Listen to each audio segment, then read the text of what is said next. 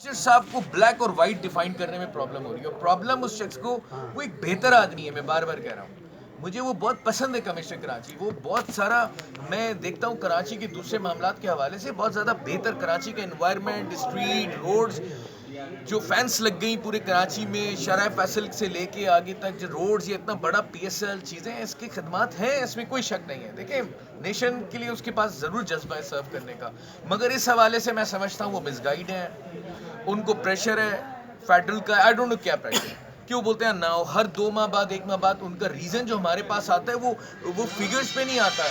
उनका रीज़न ये होता है कि यार आप रुक जाएं, अभी पहली पवाम परेशान है, फ़ौरन से आप दूध महंगा करेंगे और शोर मच जाएगा, हम पे बड़ा प्रेशर है, अभी नहीं कर सकते। चलिए जी ठीक है, हम अपने फार्मर से कहते हैं 1-2 माह बर्दाश्त कर लें, फिर उसके बाद एक टाइम आ जाता है, फिर दोबारा फार्मर्स कहते हैं यार कब तक नुकसान करेंगे, अब फार्मर्स दिवालिया हो रहे हैं। देखिए, जब डिमांड एंड सप्लाई का फ़र्क आएगा तो फिर हो सकता है कि दूध मुकम्मल आए शहरों में, लेकिन उसकी क्वालिटी ये ना रहे, उसमें बर्फ मिला के बेची जा रही हो, उसमें 2 नंबरी आ रही हो, उसमें ईमानदारी ना बचे, तो उसका जिम्मेदार फिर फार्मर नहीं होगा। हम नहीं चाहते, हम तो चाहते हैं ऐसी पॉलिसी बनाएं कि लोग फ्रूट सब्जी छोड़ के दूध पिए, वॉल्यूम बढ़ जाए, 50 रुपए किलो क्वालिटी के साथ बेचेंगे।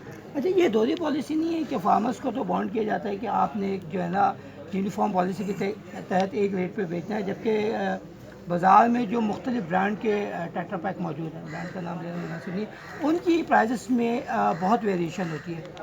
सर, ब्रांड का नाम आप ना ले, बेशक मैं ले लेता हूँ, आज भी रेट बढ़ रहे हैं, डे फ्रेश है और दूसरे जितने सर, सारे वेरिएशन ऑफ ब्रांड रेट उनमें भी कोई यूनिफॉर्म हैं, पॉलिसी ये नहीं है। जितने भी ब्रांड्स हैं, हाँ। ये टेट्रा पैक के जो हैं, देखिए ना, सिर्फ उसकी जो अंदर प्रोडक्ट है उस पर कोई बहस नहीं है, उसका क्वालिटी का कोई टेस्ट नहीं है, उसके ऊपर क्रीम का मयार कोई नहीं है, उनका इनपुट और आउटपुट से कोई वास्ता भी नहीं है, क्योंकि दूध तो हुआ फार्मर से लेके उसके बाद उसको जो है वो मिक्सिंग के बाद और उसको पूरे एक प्रोसेस गुजारने के बाद। मुझे एक बात बताएं, खालिद चीज़ तो खालिद होती है ना। हाँ, आज तक हमें किसी रोटी पे एक्सपायरी मिली है? किसी अंडे पे मिली है? किसी और चीज़ पे एक्सपायरी मिली है? दूध पे कैसे मिल सकती है बगैर किसी चीज़ को मिलाए?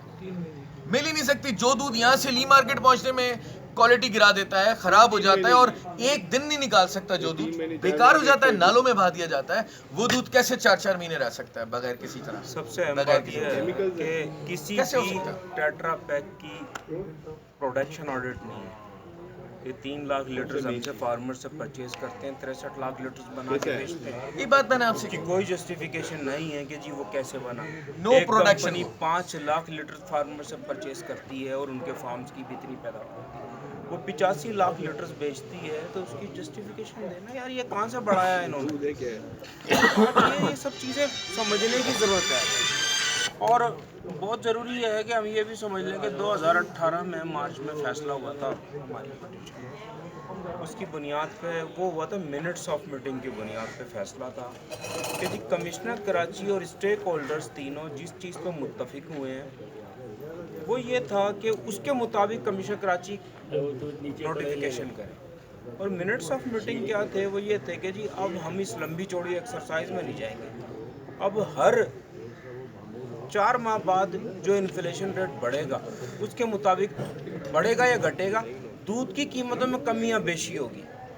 तो उस फैसले की बुनियाद पे commissioner Karachi contempt of court के तौहीन अदालत के ज़ुमरे में आते हैं। उसके लिए हम उन्हें बारहा लिख चुके हैं, फिर लिखेंगे इंशाल्लाह। और अभी भी 10 दिन का हम इन्हें वो करते हैं, 10 दिन के बाद अगर ये नहीं किया, क्योंकि दूध नहीं है हमारे पास, तो हम दूध के रेट में भी इजाफे के लिए बस खुद इजाफा करेंगे अगर इन्होंने इजाफा किया। मेरा ख्याल है शुरू करें, आज इस्लाम का है चैनल।